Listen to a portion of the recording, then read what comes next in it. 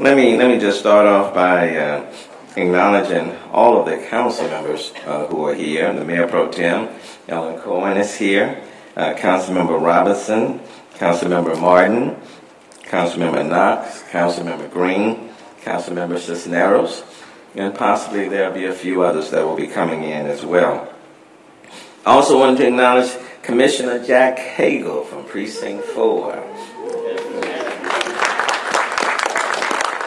Look, we are always excited when we have county people out over here at City Hall, you know. So Commissioner Jack Hagel, who is also a good friend, good to have you with us this morning. Then Drayton McClain Jr., Board Chairman of Texas Central. Drayton, it's good to have you here. Carlos Aguilar, the CEO of Texas Central. Mark Watts, the Chair of the Greater Houston Partnership and President of Freakin Group. Karen Patman, the Chair of Metro, is here. That is, there you go. Courtney Johnson Rose, the Chair of the Greater Houston Black Chamber. Dr. Laura Murillo, Chair of the Houston Hispanic Chamber. Where is Dr. Right, okay, right there. And Mike Temple, Director of the Gulf Coast Workforce Solutions. Mike, why are you sitting down over there? I got you up here, so come on and join us up here. You know, I need you on some other stuff, so I'll be real nice to you. I'm very honest. I'm putting it on the table. And then there are others that we'll introduce as we go forward this morning. They once called Houston the place where 17 railroads meet the sea. And a train appears on our city seal as a symbol of progress going back to 1836. But today we are talking about rail service for the future, and we are announcing the preferred site of the Houston Passenger Station for the Texas Bullet Train.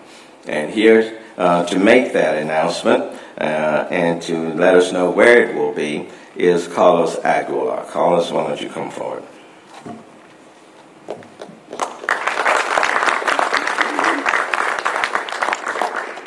Thank you, Mayor Turner. Aren't we lucky to have you as leader of this great city? The most important energy city in the world, among many other accolades.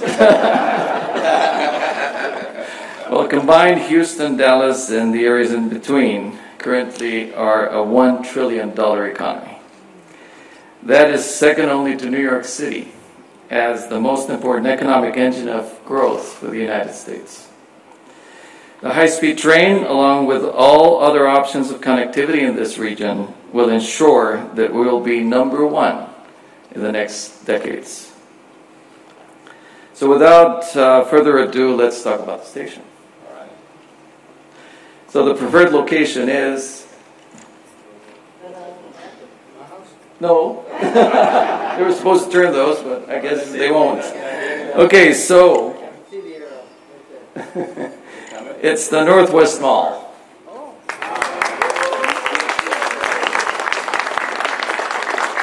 This side is the best for all Houstonians for many reasons. There's connectivity, local roadways, as we know. There's employment centers that will be served by it. The Galleria, the Energy Corridor, the Medical Center, and of course downtown. The Federal Railroad Administration identified this location as one of the preferred sites because of its high economic development potential, as well as the ability to integrate it with local transportation options. I'd like to recognize Jack Matthews, our partner in developing this site.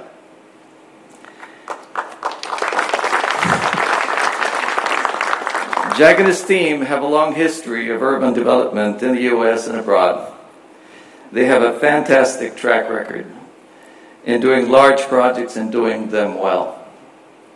Local economic and social growth and inclusion will be some of the main goals of our project, and this will be true at all three station locations. Tim, Holly, and the whole Texas Central team will continue to work with the City of Houston to ensure that is the case here. The next steps are for the federal regulators to conduct additional reviews of the site and to include it in their final impact statement, which we expect will be issued by the end of the year. Last month, we gave new details about the Dallas station and also about the Brazos Valley station, serving Huntsville, Bryan College Station, Texas A&M, and other communities. So this is a historic moment for Texas Central. These three stations, each of them, will reflect the communities they serve, and they will be uniquely Texan. Thank you very much.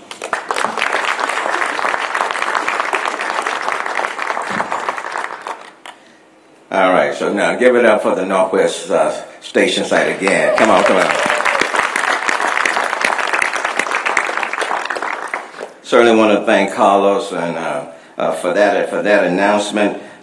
This bullet train will bring to Houston a safe, productive transportation alternative between Houston and Dallas, one that doesn't involve dealing with traffic snarls and rush hour. It's a new industry. It provides new jobs and business opportunities, which I will detail in a moment. And now we know the plan calls for a station location in a high-growth area with easy access to employment centers such as the Galleria and downtown.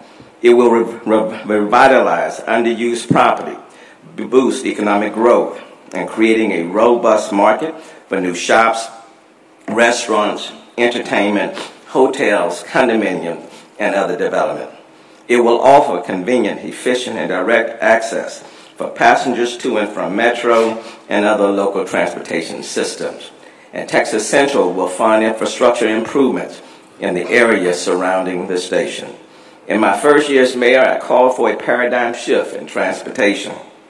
To guarantee mobility is our growing region, we have to do more than just build roads for more and more privately owned vehicles. This project is a huge part of that shift. The bullet train will create 10,000 jobs per year during construction, which will probably start in 2019.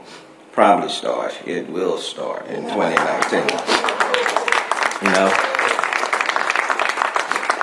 And up to 1,500 permanent jobs.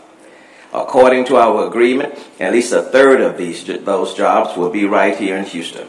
For those of us who are native Houstonians and for those of us who have been in the city for a long time, you know that Northwest station or mall has been pretty much kind of dormant for a long time. Far too long. And everyone's been trying to figure out what's the next step. Well, this not only is a small step, this is a huge step. And not just for the Northwest Mall location, but for the entire quadrant, that whole Northwest quadrant, and quite frankly, for the entire city of Houston and the whole region. It will have a remarkable effect that will go far beyond just that geographical area. Whether you're on the northwest side of town, that whole quadrant on to the north or to the south, things will be totally revitalized just by the presence of that area. The city and Texas Central plans to collaborate on a rural minority, women, and small business enterprise program for all kinds of work on the project. So it's just the beginning in terms of the benefits that will flow from it. And even before operation, the Houston station is expected to provide $12 million in local sales taxes to the city for the ramp-up phase. And now, since they've added this in, will the video please show?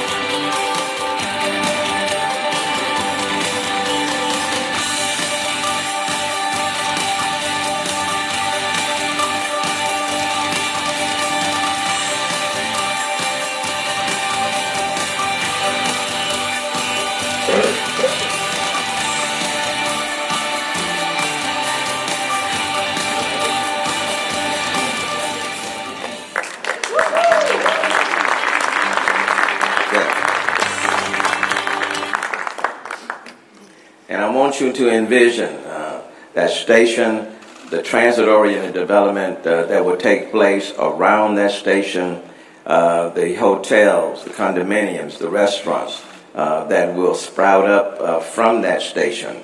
And Karen, I want us to envision the connector between that station and downtown, and then envision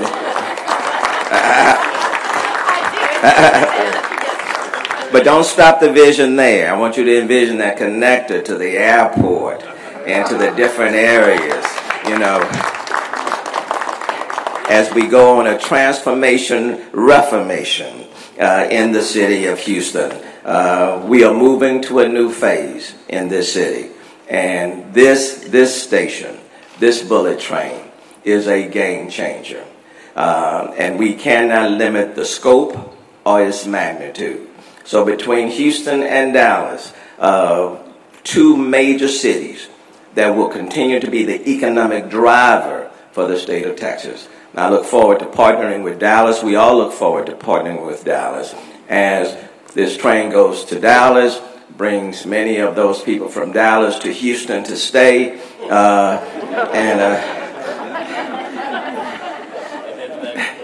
and head back for more over and over again.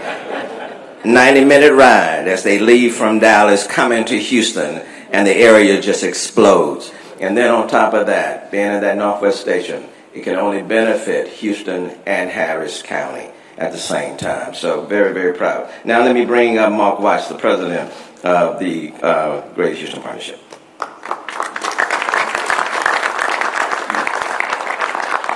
Well, thank you, Mayor Turner. Honor for me to be here, honor for the partnership to be represented. We're always happy to share the podium with the mayor. And there are a lot of impressive people up here on the stage, but Drayton McLean is back here, and I'm just so pleased that if Drayton's involved in something, you know it's going to go well. So I'm pleased about that.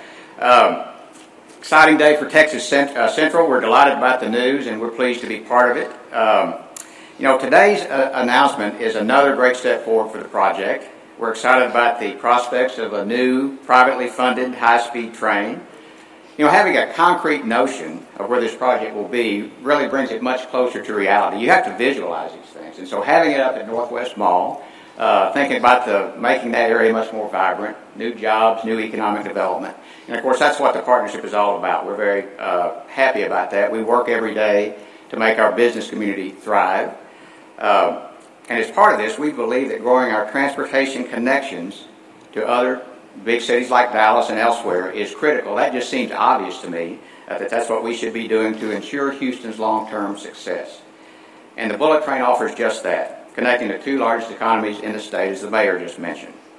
Of course, there's a lot of work left to do to make this vision a reality. We are encouraged that Texas Central is working closely with the city, the mayor, other leaders from across the state to develop a strong plan and a path forward, one that makes sense for the people and the companies that call Houston and Texas home. So I know that today's event is a result of years and years of hard work and collaboration, and the partnership is honored to be here today to mark this great event. Thank you all very much. And Mayor, I think you're going to introduce Councilman Cagle. I see he's wearing blue jeans. I don't know what that says, but I like it. Thanks, Mark. And I do, let me introduce Commissioner Jack Cagle, Commissioner of Precinct 4. And let me just say, someone who has already been working very, very closely with the city. Commissioner, I can't thank you enough. You've partnered with us on street construction. You've partnered with us on park development in your district. We've always had a very productive relationship, and I think this would just be something else that we can all work on together. So let me bring up Commissioner Jack Cagle. Mayor, I appreciate the warm. I'm on the way to the airport. Thank you all. Congressperson Sheila Jackson Lee, did you want to talk for just a minute? All right, very good. Thank you for being here. I appreciate this welcome at the podium. They did not give me that reception when I came through your security in the building earlier. This is an exciting time for us. There's an old song that says how good and pleasant it is for brethren to dwell together in unity. And when you have a project like this, that old song relates to dwelling together, which are the three principles of real estate: location, location, location, Mayor. And the location of this site is in all of Harris County. Is beautiful. I mean, after all, it hosts the city of Houston, as well as some of our other good cities. And so this is a fabulous location, and amongst the beautiful parts of all of Harris County, to me, the most beautiful part is beautiful Precinct 4, and so we will have this in Precinct 4 as a beautiful location. 2, dwelling together as a location. Right now, we compete against Dallas. Yes, sir. But once we have that 90-minute trip, Yes. then we will have the unity where we will compete with Dallas against the world. You go elsewhere, if you travel internationally, which I don't do enough, but I need to do more of for the sake of our business community here, it's Texans and then it's the rest of the country. Well, once we are connected this way, we will be able to be even more effective in our competing together against the world. And then that last thing of location is that this will also pull all of our community together, whether it be one of our other cities like Jersey Village or Tomball or Katy. We will, and that whatever the Woodlands is, kind of city that it is. It's a beautiful and great place and great, but it's that tweener kind of a thing. But this is something that will pull us all together so we can continue to strive and to prosper and to succeed because it is good and pleasant. Thank you, Mayor, for allowing me to be here. Let me also acknowledge Senator Boris Miles. You come up and join us as well. Appreciate your support in the Texas Legislature. Let me take this opportunity to introduce someone that I've had the privilege of working with even before becoming mayor in the Texas Legislature. Worked very closely with this individual, and someone who the owner of the Astros for many years, and just has done so much already for the city of Houston. And I think, and I know someone who understands how one project can really transform an area, because it was Drayton McClain who gave leadership to the establishment of the Urban Astro Major League Urban Youth Academy in my legislative district. Park that was 29 acres of nothingness, and then became the second Urban Youth Baseball Academy in the country under his guidance and support, and has helped to transform that area. And now we find him now as the chairman of the board of the high-speed train, which will again help to transform not just that area, but the whole region as well. So it's my privilege to introduce to you now the chairman of the board, Drayton McClain.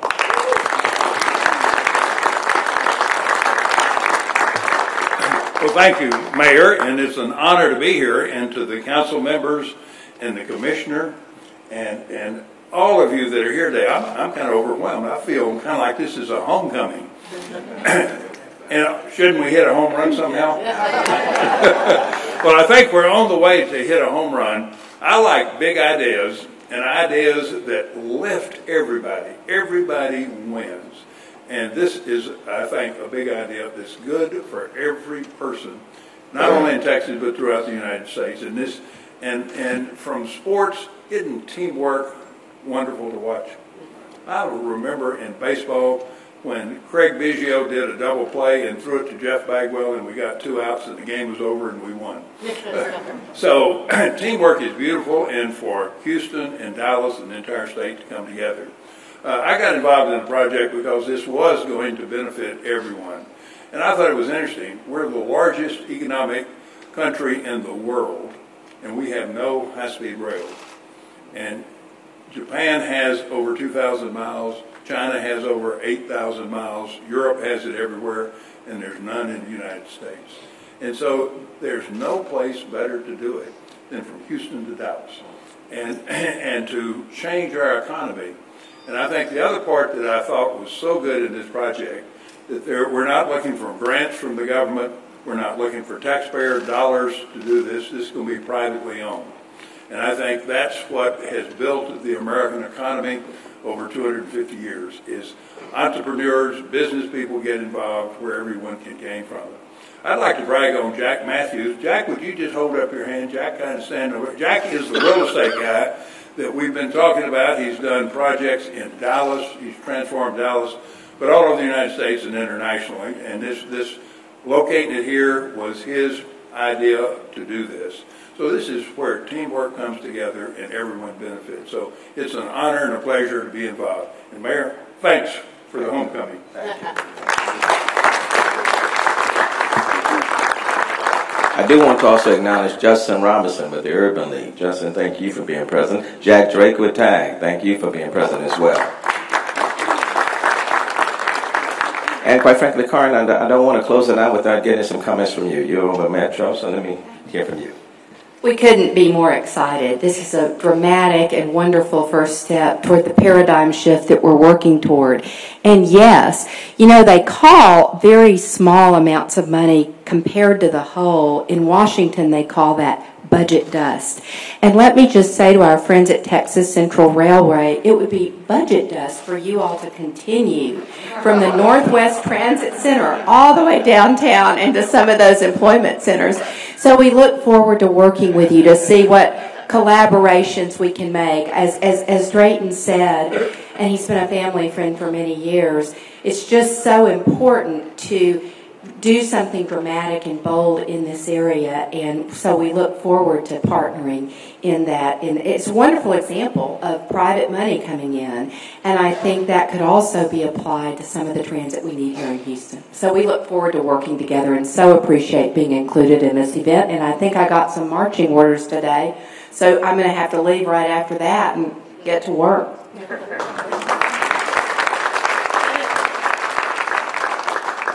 We either go big or we go home. And we go after what we need, not what we find just expedient. At the end of the day, when all is said and done, I want us to be able to say we went for what we needed and not just what was expedient. And trust the voters to ultimately decide. Having said that, you got all the people here. You can ask questions.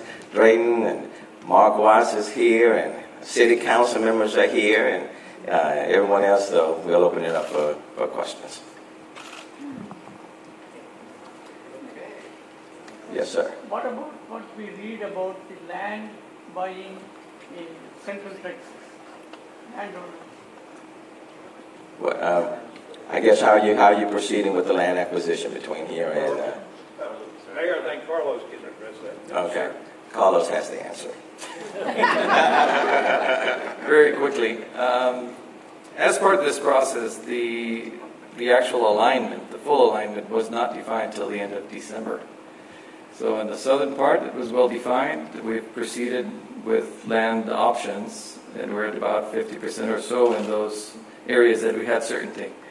And we'll proceed with the rest of the folks along the alignment as it goes. Any other questions, right quick? Any other?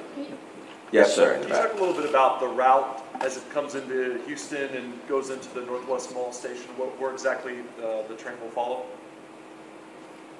Yeah, it'll come from Walter County and then through Hempstead Road, and actually follow it all the way through down to the intersection of 290 and 610. Is there a number for how many homes and how many businesses could be displaced as a result of this alignment? All of that is actually in the study that the FRA came up with. I don't have the exact numbers, but all of those impacts are included.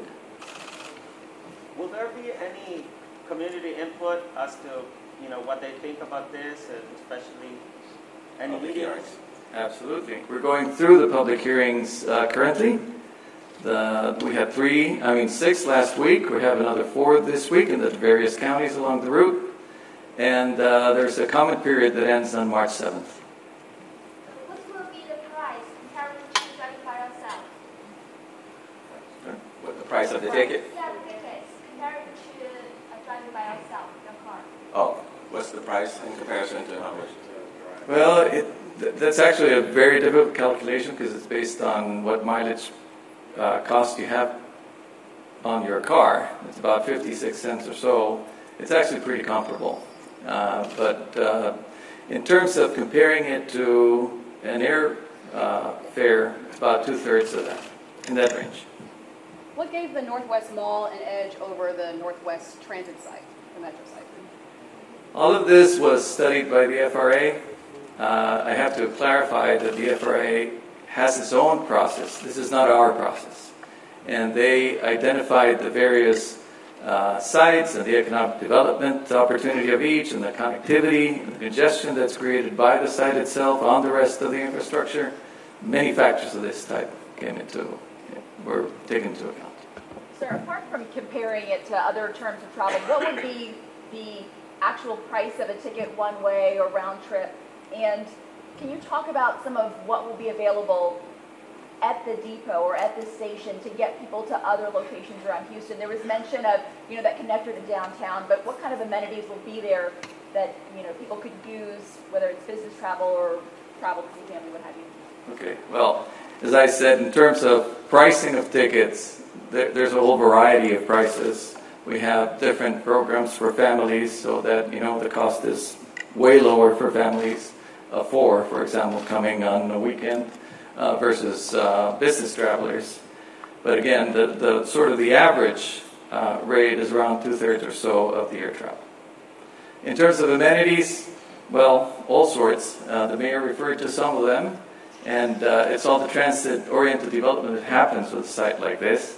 Mixed development, office, residences, commercial, all sorts. Is there a flood mitigation plan going along with the construction of this in this particular area? A what? Flood mitigation plan. Well, actually, that's a very important point. Along the route, we analyzed the impact of Hurricane Harvey, and we did not see any significant impact along the route up to that station. So actually, it's fortunate in that sense. And that's a 1,000-year event or more, as you all know. And we thank the mayor for all the efforts made to recover. And I do want to highlight that because bear in mind, we are now in the post-Harvey era when so much of our city and the region was underwater. This is such a game changer that it will continue to attract people from all over the globe right here to the city of Houston. It will keep the city of Houston right there in the front of people's minds in terms of transportation. As Drayton indicated, you don't have any high-speed train like this in the country. So this, for it to exist between Houston and Dallas, first, is major. And we always have to put ourselves at the competitive forefront, and this will do it. Let's not underemphasize. When you're talking about 10,000 jobs being created per year, that's a lot of jobs. And all of the other activity that will flow from it. It does push us forward in connecting the Northwest sector with downtown to the airports. So let's, if you look at it as a whole, this is a game changer for our area. It gives us a distinct competitive advantage with many other areas across the country. And it will continue to put Houston out front where we always need to be. And then it demonstrates even in the post-Harvey era, people are still willing to invest between $13 to $15 billion of their money, not the city's money, not the public sector money, but of their money in our state and specifically in this particular region. That's huge. That's huge. And I really don't think we fully can articulate the benefits that will flow from it. So it's a major, major moment for our city. Okay? One last question. Yes. Go on, Jack.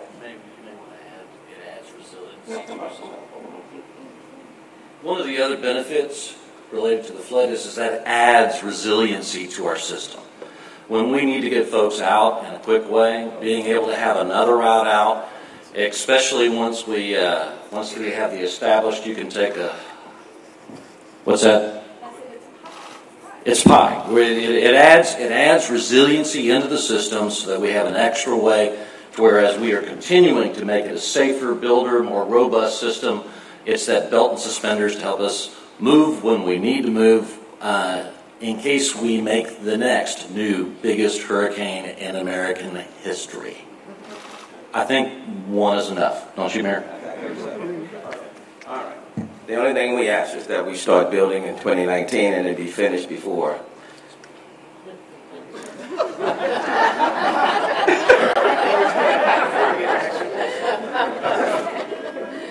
before the next Super Bowl comes. You know, let me put it that way. I certainly want to thank all of you. Want to thank my entire team. We've been working on it. Andy and so many others have been working on it. Susan, thanks for helping out on this project. William, Paul, council members.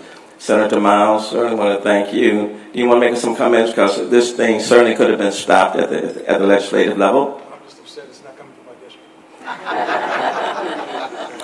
Well, stay tuned. Who knows? Who knows what could happen? You know, but again, this is only the beginning. Thank you all so very much. Phil, yes. Hold on one second. Oh, absolutely. As we were talking about some of the advantages, I think what's going to really stand out, and it only should happen in Texas. This is going to be the only high-speed rail in the United States for several years. Well, one other point. When they build more highways or they build more airports, that's not taxable. This $15 to $16 million in 10 counties is taxable income to these areas. And I think not only does it provide great transportation that the public's not paying for, we also are going to pay taxes.